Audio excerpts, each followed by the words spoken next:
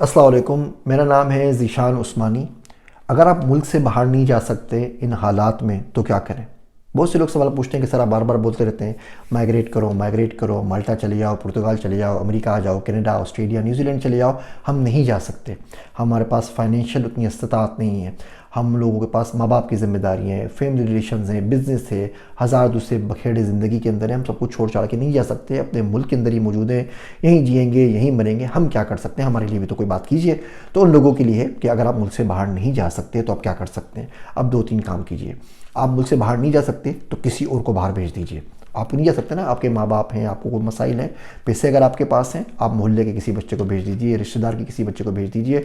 उससे कोई पार्टनरशिप कर लीजिए कि बेटा बाहर जाके कमा के दे देना, या मेरे साथ कोई बिज़नेस कर लेना, बाहर जाके मेरी कोई ब्रांच खोल देना। आप खुद नहीं जा सकते तो किसी और को भेज दीजिए, पहला काम। दूसरा काम, स्किल सीखें, पढ़ाई हासिल करें। हमने गुफ्तगू में किताबें भी लिखी हुई हैं, बात करता रहता हूँ, किसी की भी किताबें पढ़ रहे हैं, नई से नई तालीम हासिल करें, बैचलर्स, मास्टर्स, पीएचडी।